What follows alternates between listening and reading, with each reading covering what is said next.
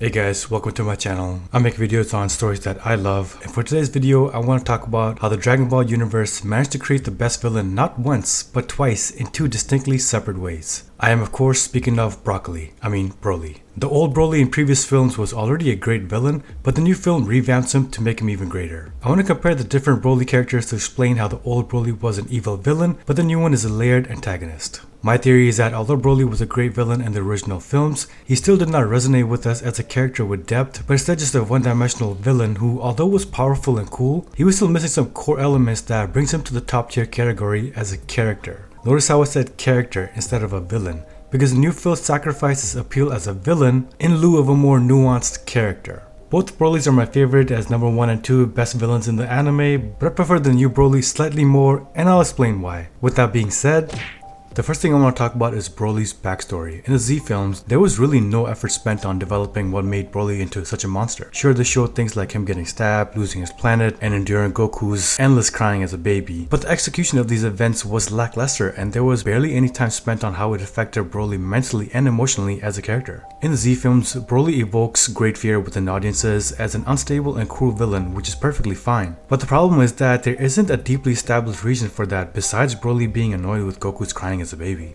I love how the old Broly is powerful and sadistic with evil intent, but not how he became that, with a backstory that failed to capture the reasons behind his insanity. The new film does a much better job at explaining his backstory so that we come to understand and empathize with his past. We dive much deeper into the reasons for his barbaric behavior. Being stuck on a desolate planet, we see why he has no social skills or mannerisms.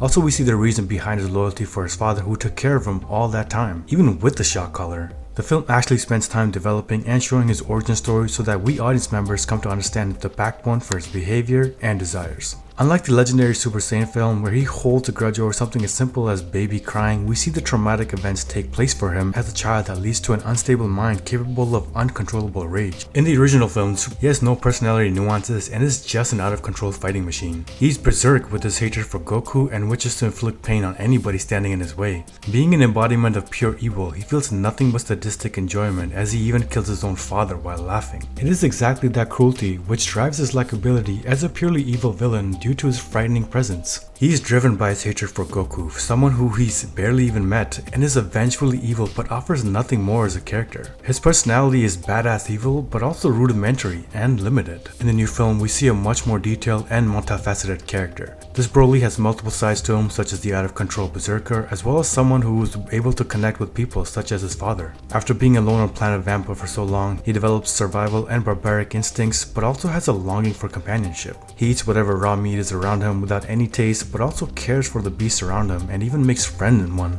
Unlike the previous versions of him, he grows up to be a naive and kind boy despite his desolate upbringing because he still has the love of his father. Another reason we sympathize with Broly is because despite being loyal to his father, Paragus puts a shot collar on him, partly because he wants to calm his son down and sedate his anger, but also to control Broly as a weapon. The shot collar symbolizes Broly as an animal with feral qualities, but there is also another side to him as a confused and kind-hearted person. We see the rogue Saiyan going ballistic after Paragus' death, but also see him standing up for others, such as defending Chilai from a sleazy soldier. We see two sides to him, an unstable monster and an honorable soldier. Someone with hatred as seen when he lays his eyes on Vegeta for the first time, but also has the appreciative and humble qualities as a person. In the old films, Broly never knew love and was only a vessel for hatred, while in the new film we see both love and hatred from the legendary Saiyan, making him an antagonist instead of a villain. The new Broly lacks that vicious and evil aura that we feared and loved in the old Broly, but instead we see a nuanced and balanced character that is versatile and can grow. In this film, he is both the aggressor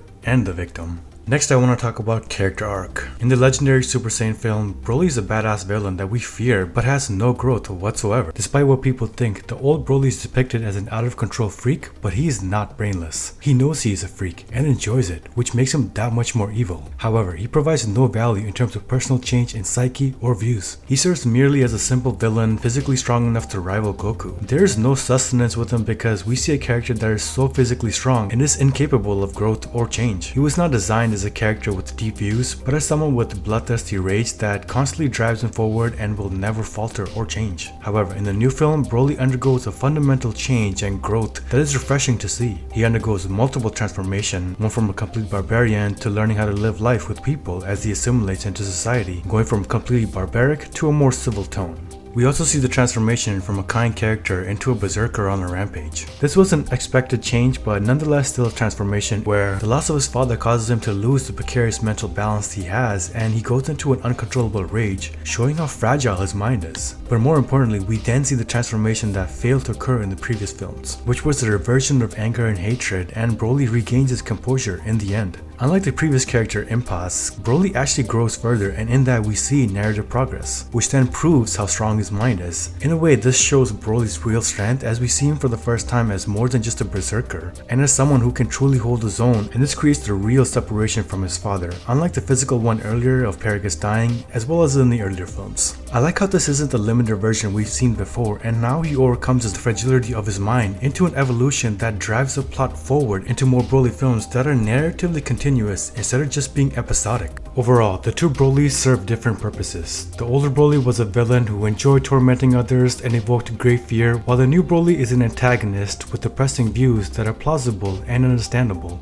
The old Broly was amazing to watch because of the sheer evilness, but was limited in growth and did not have a great backstory. Although the new Broly lacks the fear element seen in his previous version, he instead brings characteristics that are relatable as a person and is capable of growth instead of being stuck as the embodiment of evil. Like I said, both versions are awesome with pros and cons to both, but overall I like the new Broly slightly better. That's gonna be it for this video. Thank you so much for watching and have a great day.